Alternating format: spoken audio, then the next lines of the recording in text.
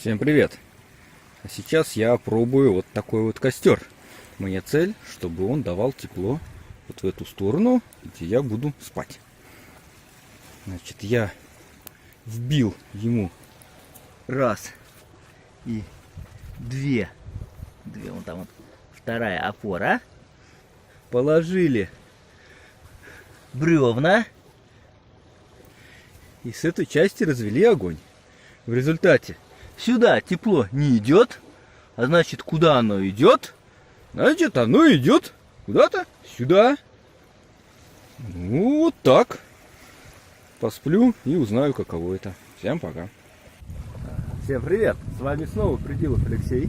Наступило утро. Утро наступило. И вот мы смотрим на остатки костра из моего предыдущего видео. Ну, костер, конечно, переформировали. Но, что интересно, направляющие не сгорели. Они все выдержали. Вот. И костер работал примерно как надо. То есть основная часть тепла уходила в мою сторону. Ну, из недостатков все-таки приходилось подбрасывать дрова, поэтому особо так сильно не уснешь, да. И второе, оказалось, он совершенно не защищает меня от дождя. И в связи с этим обстоятельством в середине ночи я ушел тестировать свою палатку. Поскольку приехали мы сюда на велосипедах, а моя палатка весит 4,5 килограмма, и тащить ее было лень, я взял вот такой вот тент. Значит, он у меня 3 на 6 метров. И сделал из него такую палаточку. Значит, закрепил вот здесь на веревку с одного конца. Вдоль палки идет сторона 3-метровая. И заканчивается она тоже креплением. Значит, 6 метров, соответственно, идет поперек палатки. Вот в этом направлении идет. Сюда 3 метра. И, значит, сюда тоже 3 метра идет. Как закреплена палатка?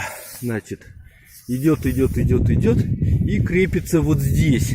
Следующим образом, значит, здесь у меня что-то кругленькое. Я нашел керамзит, утягивающийся узелок. Да?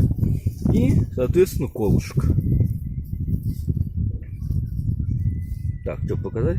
Значит, основную идею этой палатки я взял из видео Григория Соколова. Надо будет ссылочку оставить. Так, значит, здесь у меня идет и тоже крепится. То есть палатка закрывалась у меня следующим образом.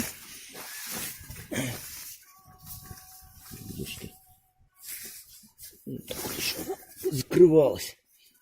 Оп. Вот сюда. В таком виде получилась палатка.